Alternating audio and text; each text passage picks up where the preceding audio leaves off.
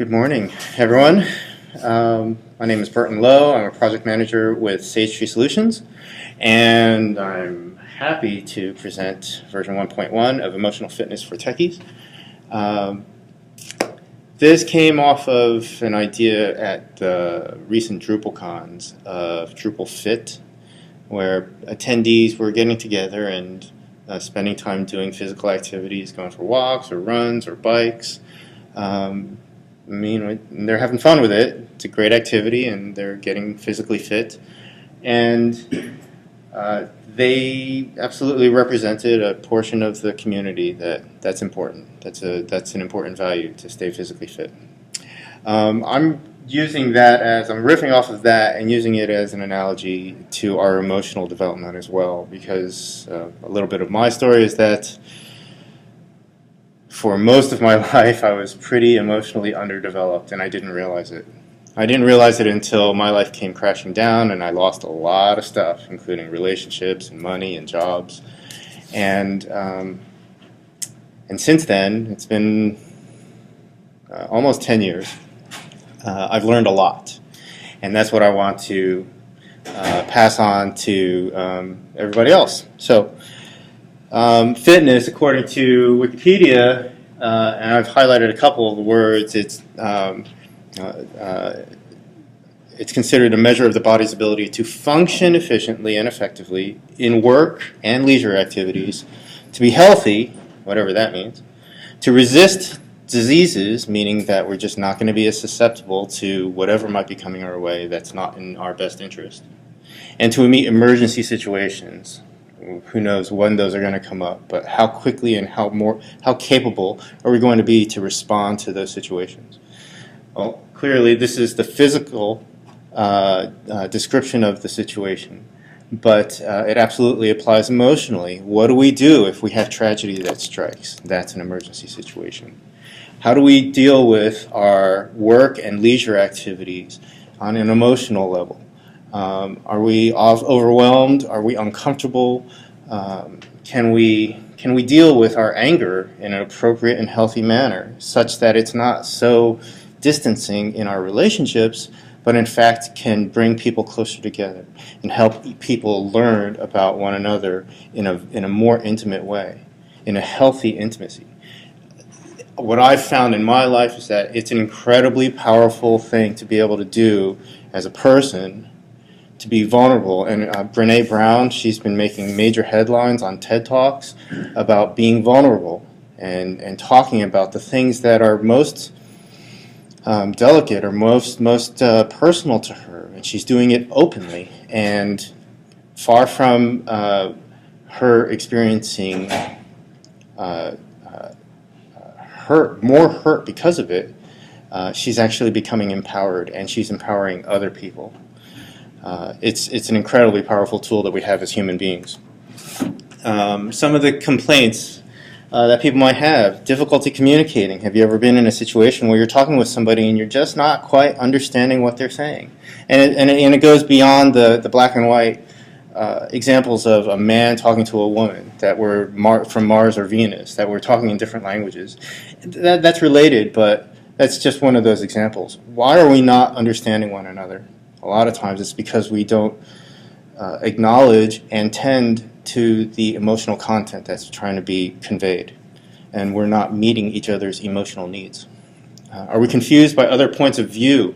As a developer, have you ever felt a frustration that your marketing department is promoting stuff that your software isn't ready to do and doesn't make sense to do, because you're here working on the code, and it's like, oh, this is beautiful code, but why are they saying that it's going to do this other thing? That's not important to me. Or it's, there's a schism often within companies where people that are trying to make money off the software have a different priority than the people that are trying to build the software. Feeling clumsy, insecure, inadequate, or lonely. These may be hard things to talk about or to admit to. They were for me until I couldn't deny it any longer, that I was having these feelings.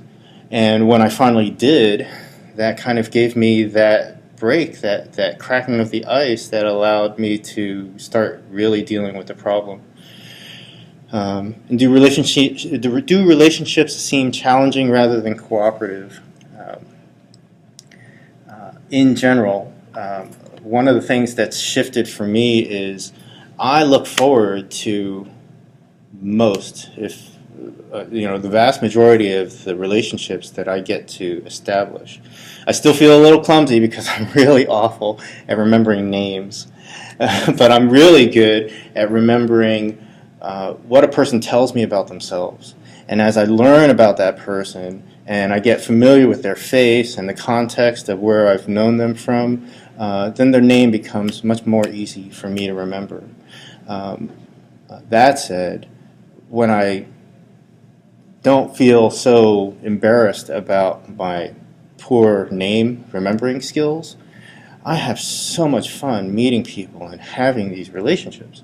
In the past, it was completely different. I felt much more committed to kind of staying away and holding back, and certainly didn't feel comfortable in letting people know about myself.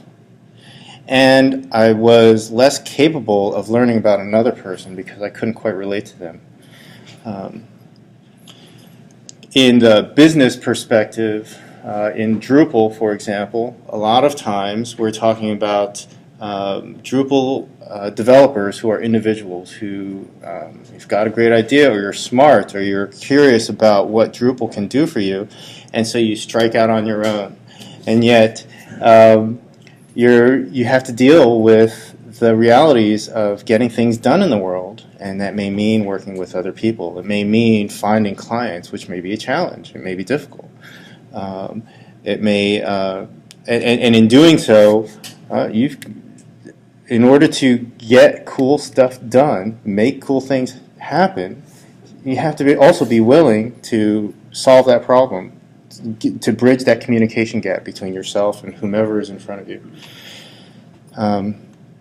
That's one of the things that's been just a ton of fun since I've been working at SageTree. SageTree has been giving me a lot of opportunities to talk to different clients, different team members, what have you, and so I get to do this. I get to learn about a new company and what their needs are. I get to learn about the new client in front of me and what's important to them and how do they work and how do they communicate.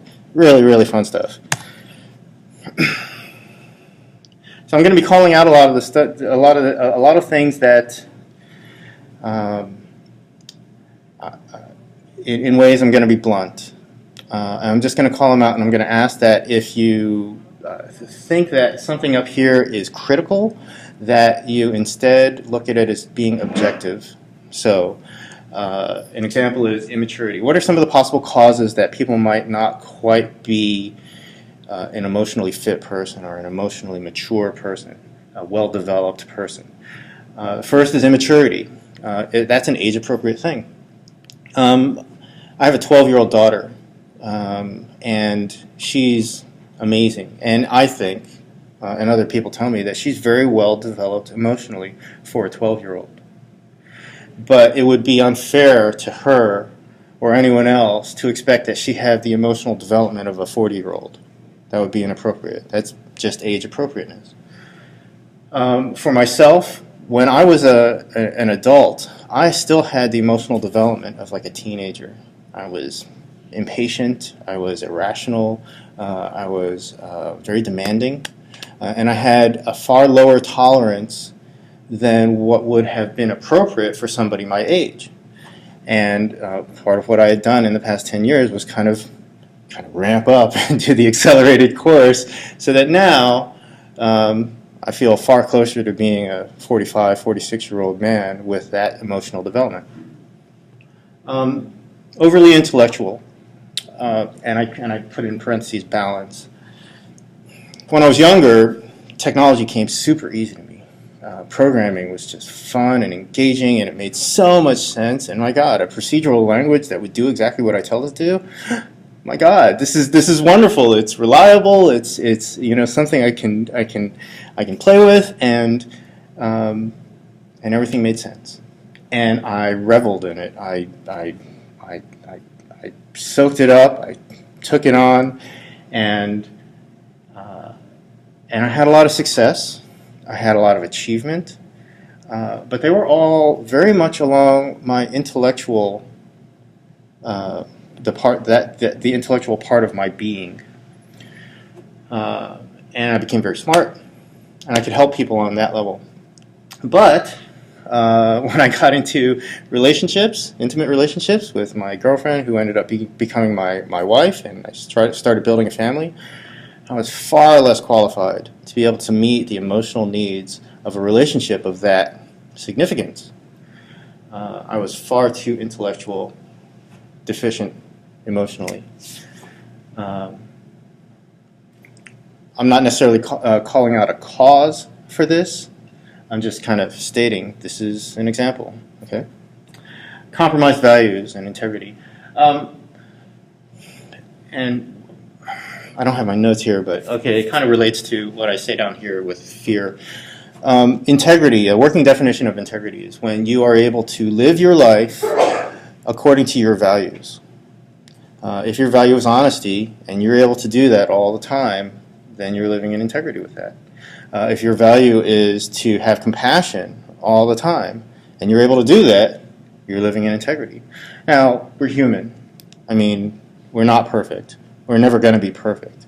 We're never always going to be 100% compassionate or 100% honest. But we do the very, very best we can.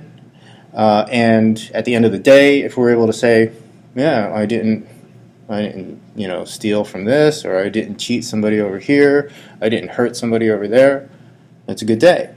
The more and more that we're able to be clear about what our values are and live according to them, the clearer a life we can have, and I think that is a huge, absolutely essential part to being able to have a good life, a healthy life, and an honorable life. Dysfunction, I put in parentheses a malady. This is kind of one of those things that I had to learn about. In some ways, part of my story is that I was treated for major clinical depression. I took medication for that for several years, and over time my brain started working in a normal fashion, and I no longer had to take medication. That was an example of my brain having a dysfunctional, behavior. It wasn't working in a healthy manner. I had a malady, and I needed to find some type of treatment. Now, I'm not promoting that pharmaceutical drugs is the way to go. There are many different ways, I think, and that's absolutely up to each individual person to find the treatment that works for them. It worked for me. The point that I'm trying to make is that I didn't realize that I had a problem until, like I said, everything came crashing down. I went looking for help, and the person that I found help from was a trained and experienced professional, and they said, hey, this isn't working the way it ought to. A person with a healthy brain function should be able to tolerate this type of behavior or these types of situations. So I'm going to diagnose you with major clinical depression, and then I'm going to send you to a specialist who's going to be able to treat you, actually give you the appropriate treatment. And I followed that treatment to the very best of my ability, and lo and behold, I got better. Imagine that. I put this thing because I was tweaking my... This is the version 1.1. There's probably going to be a v1.1.1. I added this little subnote, fear. A working definition of fear is losing what you, being afraid of losing what you have or not getting what you want. And, for me, that fits the vast majority of the cases where I'm afraid of something, I'm feeling anxious of something, and what is it that I'm afraid of?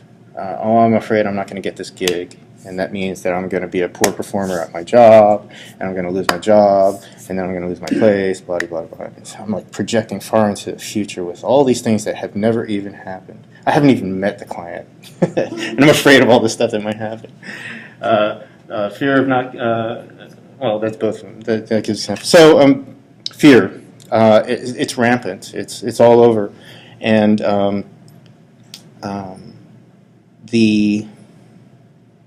there are various ways that you can step out of your fear, and we can talk about that later. So development, how can we develop our emotional selves? I gave some examples earlier. So healing, is healing necessary? Is there some trauma in our life or in our past, in our history maybe, that hasn't been tended to appropriately? I used to hold on to sob stories of myself as a kid and learning the violin and hating it, yet having to play it and having to practice for hours each day, even though I hated it. And that was like such a, oh man, I was so angry. I was resentful, and you know, it's not like it hurt me per se, but in my mind and in my emotions, I was still really bitter about this, even years later. That needed some healing. I needed to talk about that with somebody. I needed to get through that and find some harmony with that, some peace, so that I was no longer driven by this. Because I tell you, I would be in my 20s and my 30s, and somebody would say, "Oh, you played the violin?" I'd be like, "Yes, I did, and I hated it." And here I am, like 20 years later, still feeling upset about the thing. I'm almost over that. So let's go to a physical example. Let's say that somebody's broken a bone, but they don't get it properly set. They just kind of toughen it out, get through it, trudge on anyway. But for the rest of their days, they've got this massive limp because their leg is 1 inch shorter. And then that gets into complications because their hip is out of balance, and so their lower spine is out of alignment, and then they're going to have lower back pain, and then they're not able to do a lot of physical. It can go on and on and on. What needs to happen there? Well, if it's bad enough, then you might have to get a doctor who's going to give some tough love and crack that leg again and set it properly.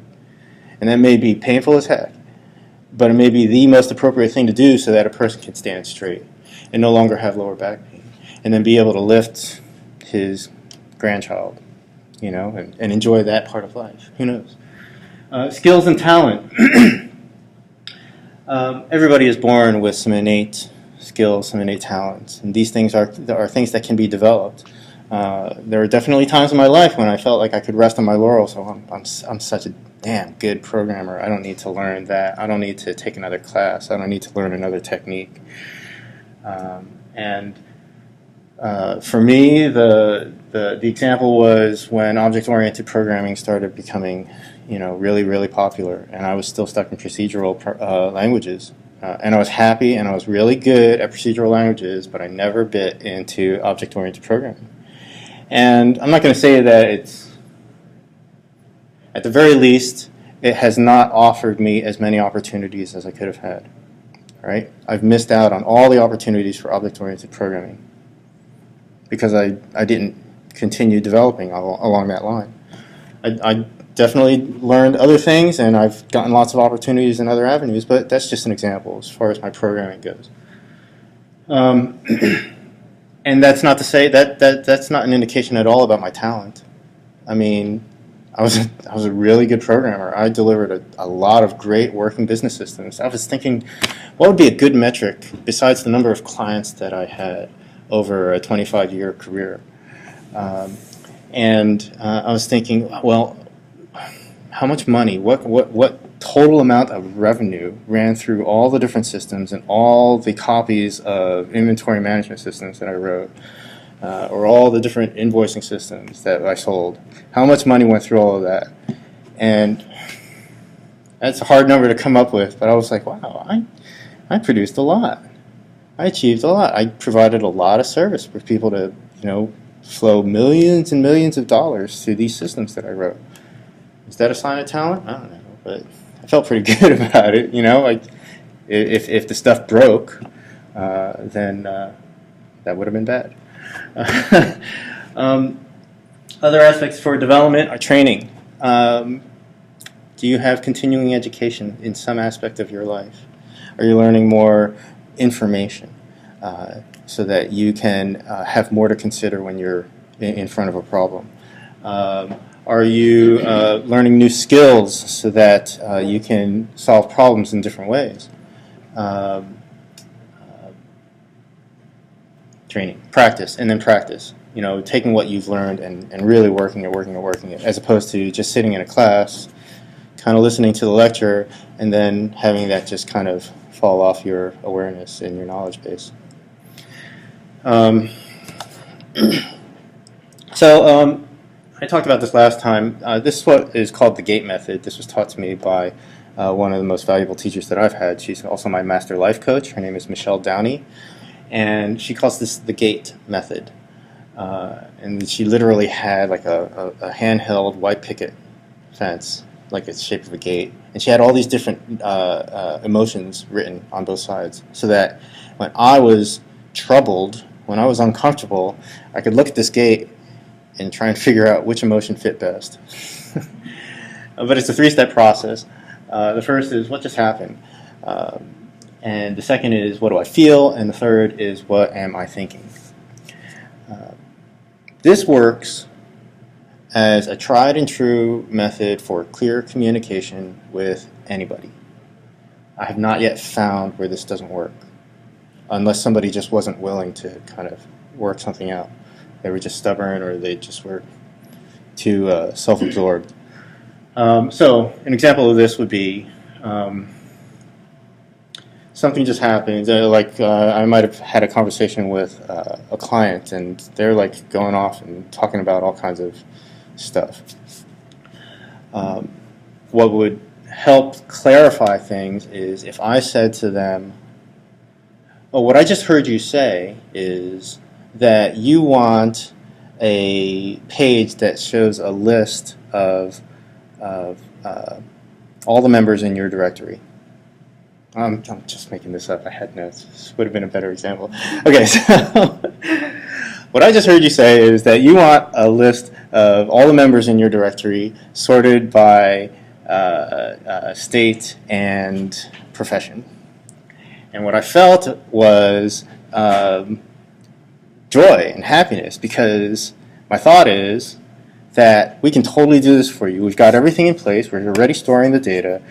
We've got views already installed and it's properly configured. All I got to do is create this page. That would have been clear communication to my client that said, I understand what your problem is. I have an emotional response to it. In this case, it was kind of positive and beneficial because it was something that I knew that I could do based on what I was thinking. But the flip side of this, let me give you something where it could be really, really painful.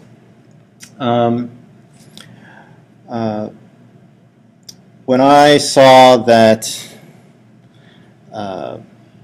wounded bird on the side of the road, I felt immensely depressed, because my thought is that reminded me of my puppy that died in my arms when I was 6. It didn't really happen. But here's something that just happened on the side of the road, completely independent of my normal course of existence. And I have this intense emotional response because the thought in the back of my head is this really powerful memory of an event in my life. That's what I would call baggage. That memory that I had in the back of my life, while still tragic and sentimental, was kind of baggage because it was affecting me now, based on something that happened now. Let me see, do I have... No. We could go on and on with examples of this, but in 3 easy steps for $29.95, in 3 easy steps, you can cut to the chase of having and be able to have clear communication with whoever is in front of you, and do that with emotional content, so that you're able to bring all of your intellect, all of your emotional being, and even tap into all of your knowledge and all of your memories. It's an incredibly powerful tool, and it's super simple. The underlying principles here, just if you want to break it down, is that the very first step, the what just happened now, are checking to make sure that you've got clear perceptions. Is that really a wounded bird on the side of the road, or was that just a Twitter logo that somebody had stepped on? Oh, gosh, I was going off on this terrible memory, and it was just this, it was something completely different. Okay, check my perceptions. Oh, wait a second. You didn't want a directory listing of your members. You wanted a clickable map, using Google, and you wanted to. Oh my gosh, I completely heard that wrong. No wonder you're having a frustrating time with me when I'm not listening to your job specs clearly. Does that make sense? Or am I? Check your perceptions. It's the first step. The emotional content. Everybody's going to have some emotional response to just about every stimulus in our life. And I'm going to get to this here, we're thinking animals. I just gave you a sneak peek. Did you see that? I'm going to do it again. We're thinking animals. That's a sneak peek. Every single stimulus in our life is going to evoke some emotional response because we are animals. We've got this limbic system that has this immediate trigger response to what's going on. Our job, and part of what I say as emotional development, is to build a healthy vocabulary so that I can tell the difference between being sad and being depressed, being peaceful or being joyful or being elated, being frustrated, being angry, or being, I don't know, what's worse than, what's more intense than anger? I have to think about that. Rage, yeah, being rageful, right? Yeah, uncontrollably rageful, like the Hulk, right? Obviously an anger problem. And then rational thoughts, breaking it down. Does this thing that I've just perceived, these feelings that I'm having, do they really have something to do with my memory from when I was 6? Or the guy that cut me off just earlier in the day? Am I still carrying that rage at being cut off on the highway in my meeting at 3 in the afternoon with my client, which has nothing to do with it? Trying to really get clear about what's going on. So the benefits here. We are thinking animals. Besides having the limbic system, which is going to have an immediate emotional response somewhere in our nervous system, we also get to use our amazing brains, our amazing capacity to think clearly. That's look at what we're doing here. We're at a camp where we're taking this open source software and we're building amazing things. It's just mind-boggling to me what our brains are capable of doing. We can become fully aware. We can more easily recognize the difference between a trampled logo and a wounded creature. We can more easily recognize what somebody is needing in front of us. Are they just needing a glass of water, or is this person delirious and really needing some emergency care? Is this person really asking for something that can easily be developed in Drupal, or are they looking at some systems integration? Do they simply need a WordPress site and they'd be happy for over there? Being more aware of what's going on. We can be fully responsible when we're taking care of ourselves by being honest with our perceptions, with our feelings, and with our thoughts. Then we know that we are able to deal with what's going on honestly. We have a clear assessment of what's really happening, and we're not going to be going off and making choices and decisions that aren't appropriate right now and aren't going to serve us down the road. I kind of get poetic here. We can be fully free and liberated.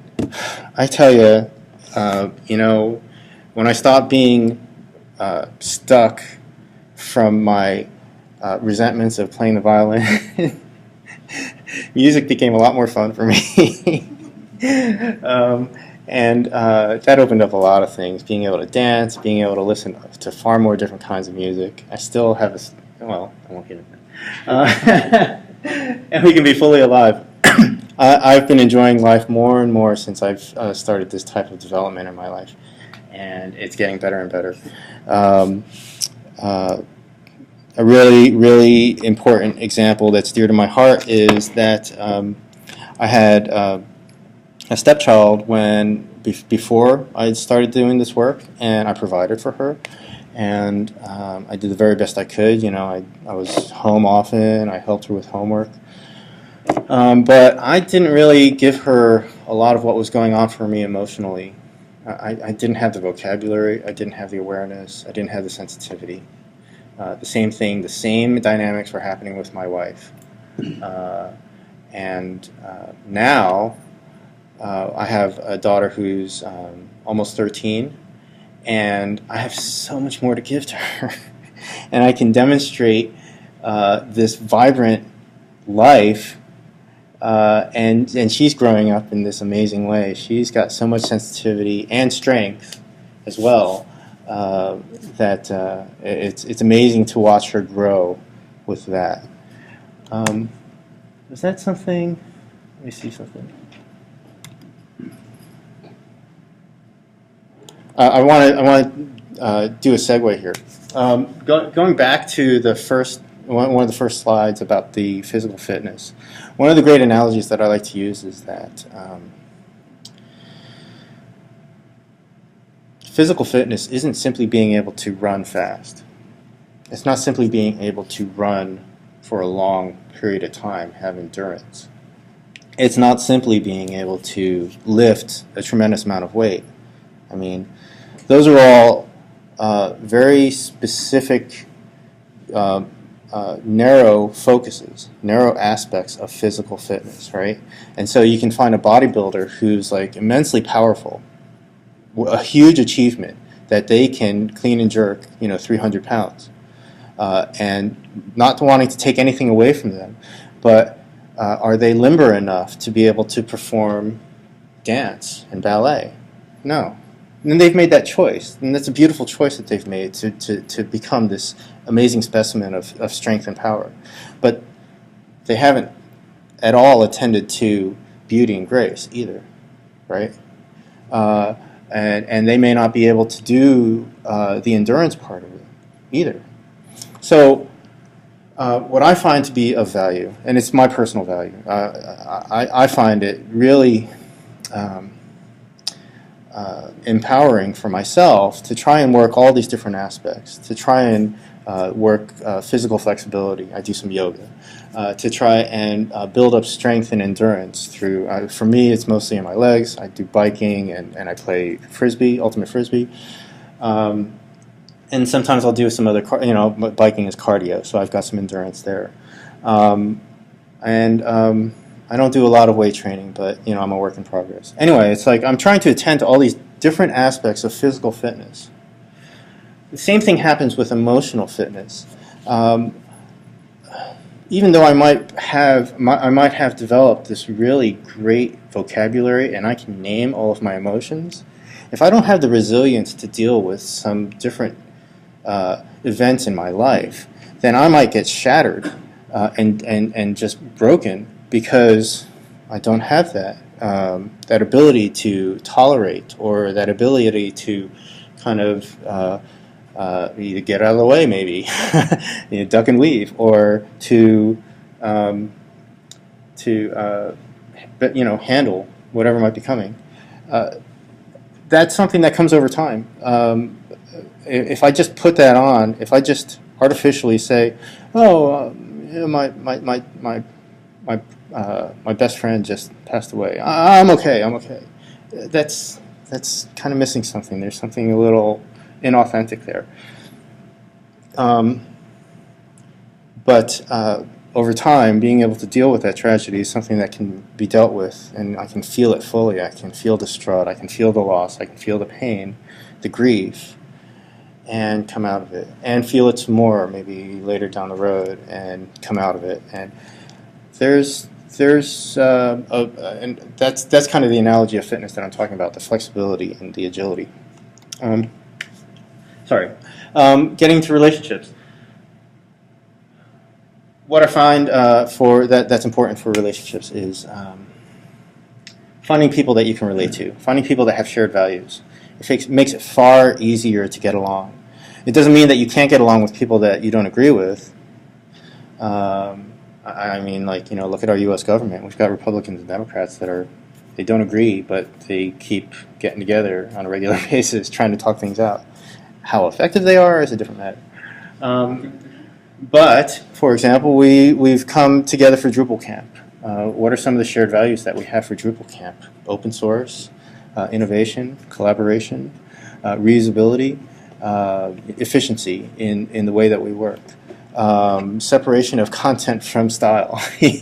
Simple things like these are important values, but most of us agree on them, and we're like, well, that's why we've chosen Drupal, which is why we've gone to spend a weekend together, which is why we've kind of like mixed our thoughts and our ideas so that we can all become stronger and better.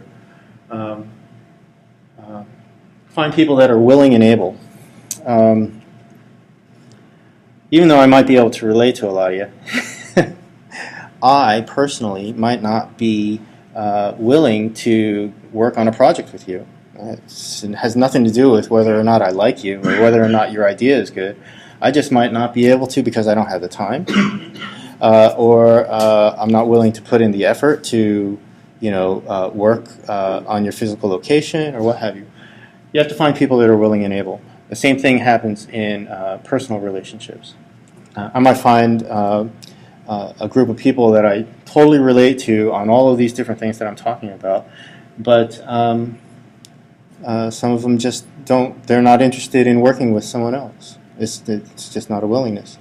Or they just may have too full of a life themselves. They may have other priorities. They're working on their own personal projects. Okay, great, no problem. But if you do find people that you can relate to, and you do find people that you're willing and able to work with, there's some amazing power that can come from those relationships.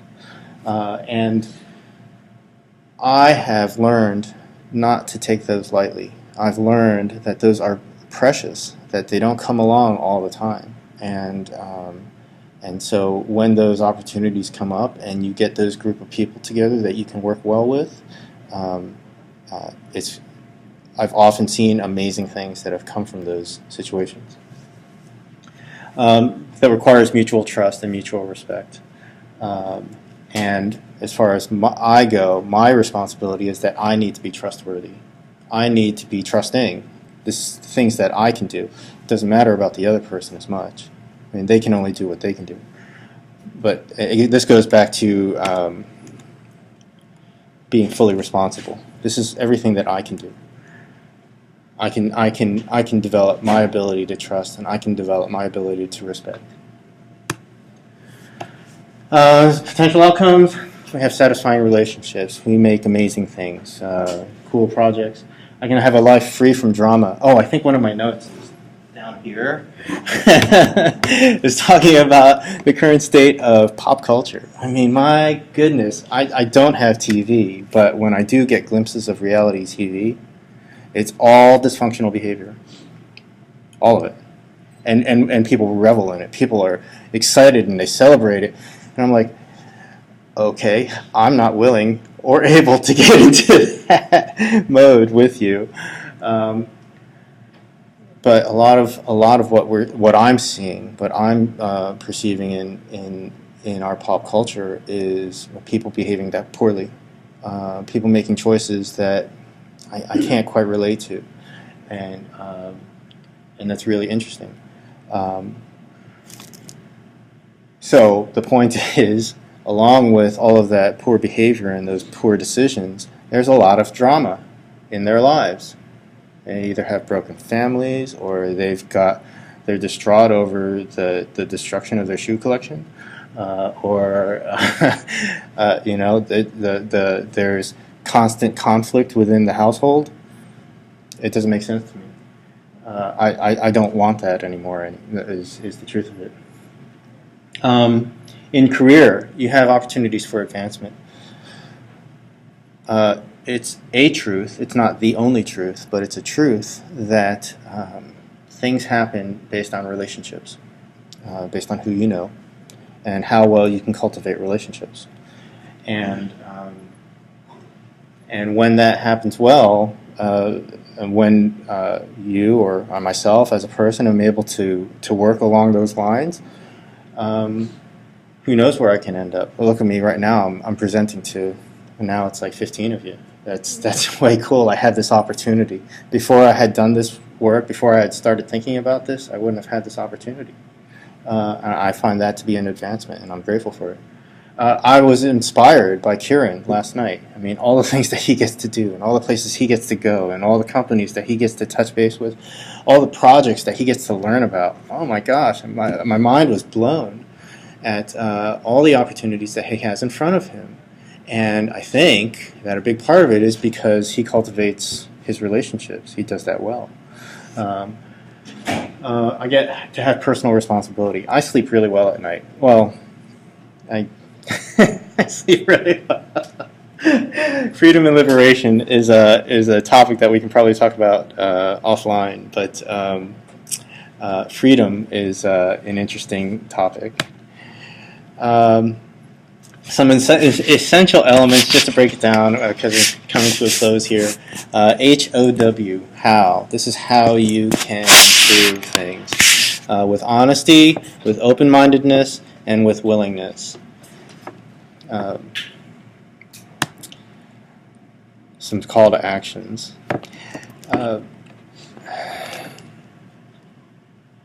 These made a lot more sense when I was going through them in my head. They make sense. It's just the flow. I'm like thinking about the flow of this here. Personal development. There's definitely been times in my life when I said to myself, once I get this thing, I'll have arrived. It happened when it definitely happened one time when I got my Mazda RX-8. I was like king of the world. I was so happy. Okay, so this is a really great story. So, I've been living in San Diego since 1982, and the moment I got here, I saw down at Qualcomm Stadium that they were racing autocross. People driving really fast in the parking lot. I was like, oh my god, I so bad want to do that, and I never did. I chose to do it on the roads, which didn't always work out for me. But so I finally get this RX-8, and this is only in like 2004, and I get down there. And I did well. I won my first race. I mean, that was cool. But there was this little Japanese girl in a four-door Toyota Corolla, totally stock, with 4 people in it. And the car was like just rolling left to right as she was going around the autocross course. She had the biggest smile on her face. She was enjoying the hell out of that situation. And so was everybody else in the car in this, totally stock Toyota. And I could have done that all that time in my Hyundai and in my Nissan, and I didn't need the RX-8 to arrive. It was totally this fantasy. She's a personal hero, even though I don't know her personally. But so how does that relate to personal development? What I'm finding for myself now is that it's just a process. Every day I have these new opportunities to learn more, or to try something, or to practice, or to, see something different from whoever's in front of me. I have these opportunities to choose to go to a camp as opposed to doing the same old thing that I would on my normal weekends, which are great. But wow, look at all the things that I've been able to learn here this weekend. It's been phenomenal. The middle of the herd. There's a lot to be said for individuality, but let's find some balance here. I mean, if I'm an individual, strictly speaking, and I sit on a desert island, then how much am I going to be able to do? There's absolutely ways to find amazing individuality, which just happens normally. We are all individuals. But to do that in the middle of a herd, to find that support system, to find that community, to find those relationships where you're able to get that synergy and that cooperation and those people that are willing and able to help. The Drupal community is an amazing example of that. It took me a while to get it, but I see it more and more, and it's really, really interesting. Just look at everything that's been achieved with Drupal. All the examples that Kieran gave last night. The fact that it's totally transformed the transparency of data in our government. That blows my mind. Develop your support system.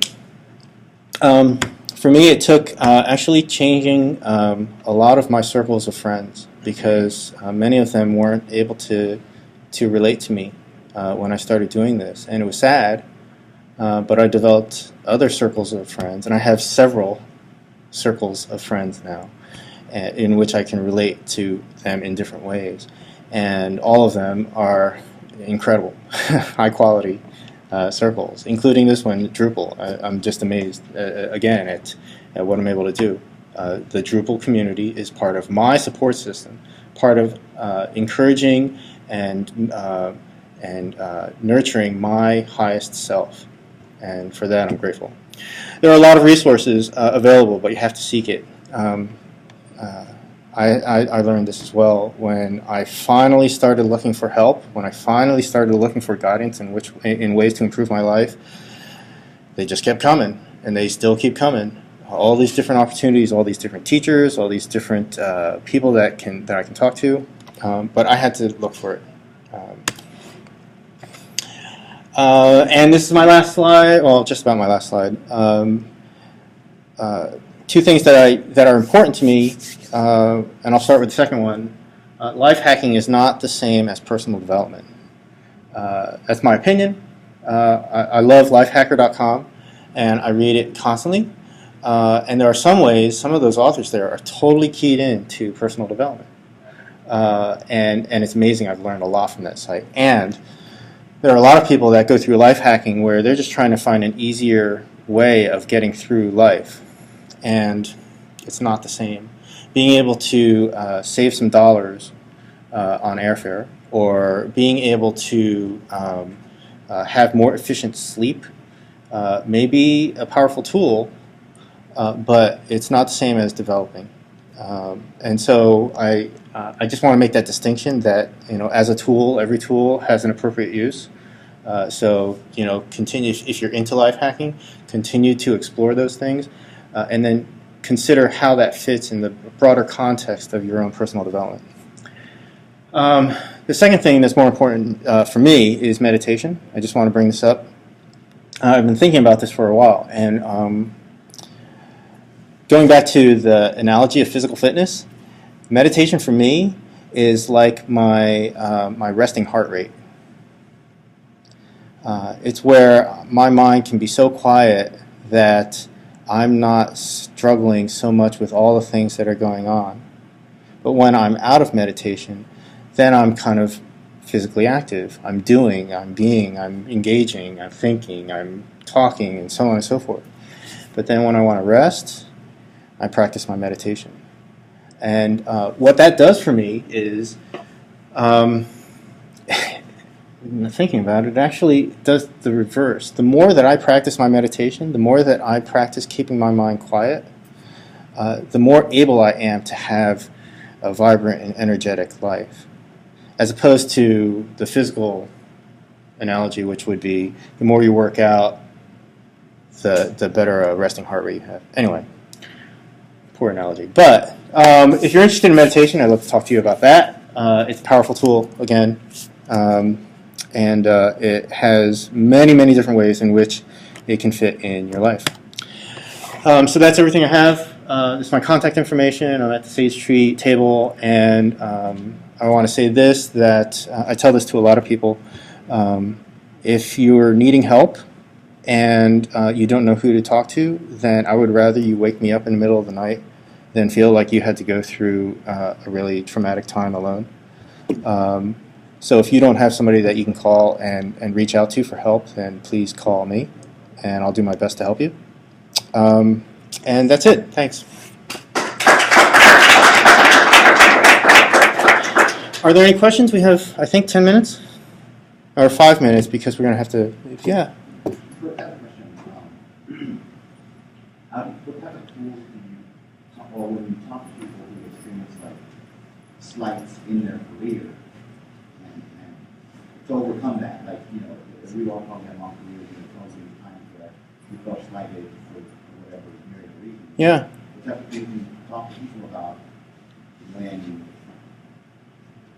for some reason, like they still sometimes think about those things, and maybe just by thinking about those things, they're still kind of holding on to that emotional baggage that's negative. Yeah, yeah. So the question is, how do you deal with slights in the past, pains that haven't been resolved, or are not easily resolvable, or correctable, and they keep coming up. And there are a couple different things. One is acceptance. Acceptance of the fact that it absolutely happened. It absolutely was a slight. You absolutely got passed over by promotion and or whatever it is. You absolutely got gypped out of some money. Is that happening now? Is it a continuing problem? And if so, you have a choice. You have your personal responsibility. Are you going to choose today to continue staying in that toxic situation, or are you going to leave it? Maybe it's happened years ago, and it's no longer an active thing in your life. Again, you have a choice. Are you going to live today with the people that are in front of you and pursue those vigorously, the things that are working, the people that are paying you appropriately, the people that are honoring the work that you do? Or are you going to live in your fantasy? Because it's just a fantasy.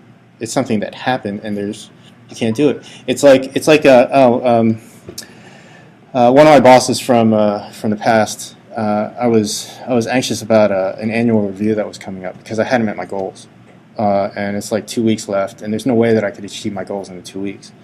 And I talked to him about it. I said, I'm bummed. I'm like worried that this is going to affect me. And he's like, Bert, look. That's in the past. If you had an opportunity to change it in the past, you would have. If you have an opportunity to change it now, go ahead and do it.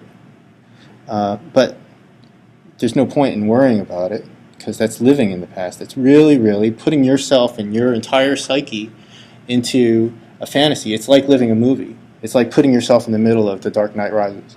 It's like, whoa. I mean, maybe for the duration of the running time, but let's come back to... Let's leave the movie theater. Let's leave that scenario that you keep replaying over and over, and let's live today. Does that help? Cool. Any other questions? Nice.